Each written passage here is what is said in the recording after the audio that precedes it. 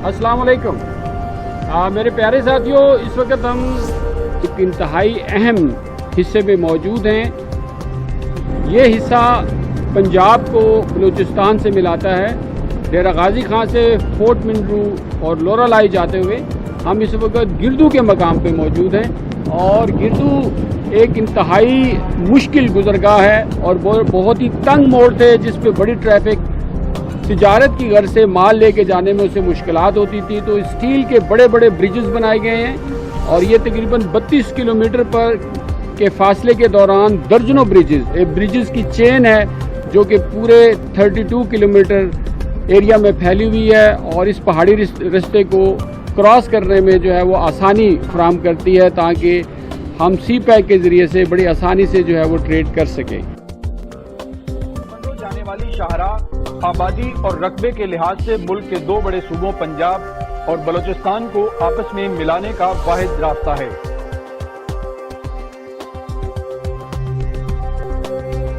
इस शाहराह का सबसे मुश्किल हिस्सा कोहे सुलेमान के संगला पहाड़ी सिलसिला में राखी गाज के मकाम से बवाटा तक का इलाका है।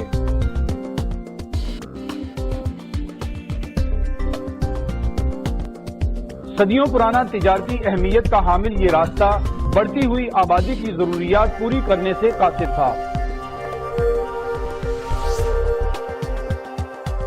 हुकूमत पाकिस्तान ने जापान के ताउन से इस रास्ते को जदीद टेक्नोलॉजी की मदद से वसी करने के मंसूबे का आगाज किया। ये कौमी शाहराह बलूचिस्तान से आगे अफगानिस्तान तक तिजारती रास्ते का जरिया भी है।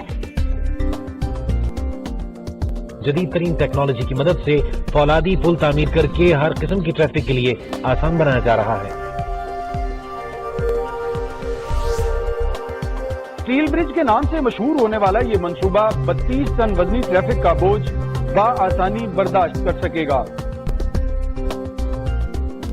स्टील ब्रिजेस बहुत जबरदस्त इंजीनियरिंग सोल्यूशन है इस किस्म की रोड्स के लिए।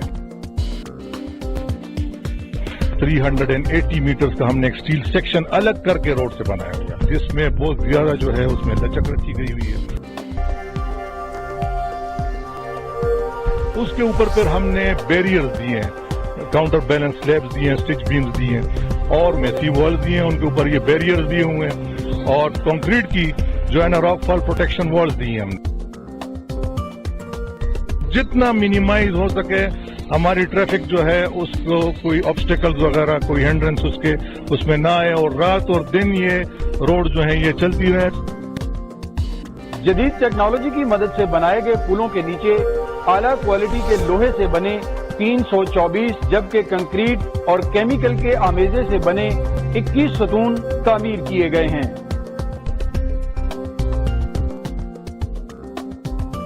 एक 150 फीट बुलंद इन सतूनों पर कायम पुलों पर बनाई गई सड़क की चौड़ाई 10 मीटर से जायद और तबाई उम्र 35 बरस है।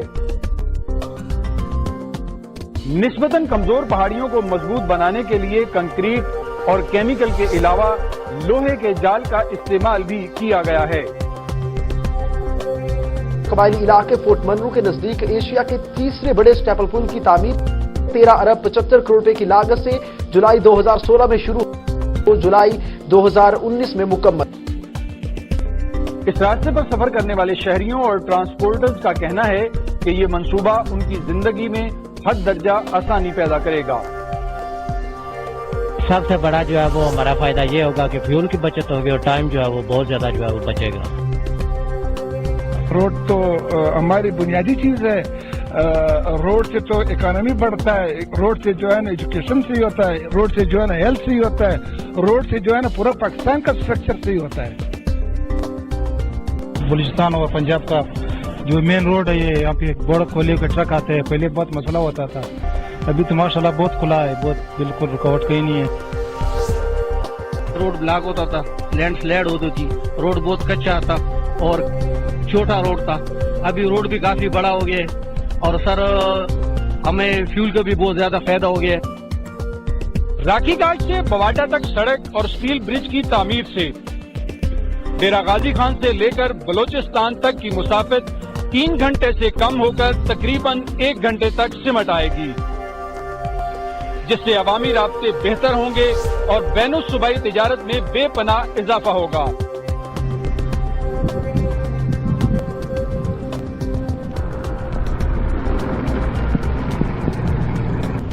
میرے پیارے ساتھیوں، اس وقت ہم لوگ ڈیرہ غازی خان سے فورٹ منرو کی طرف جا رہے ہیں، اور جو ہمارے پیچھے آپ دیکھ رہے ہیں یہ ایک برج چین کا حصہ ہے جو کہ پنجاب کو بلوچستان سے ملانے کے لیے ڈیرہ غازی خان سے فورٹ منرو تک جو ہے نا یہ بریجز کی چین بنی ہے۔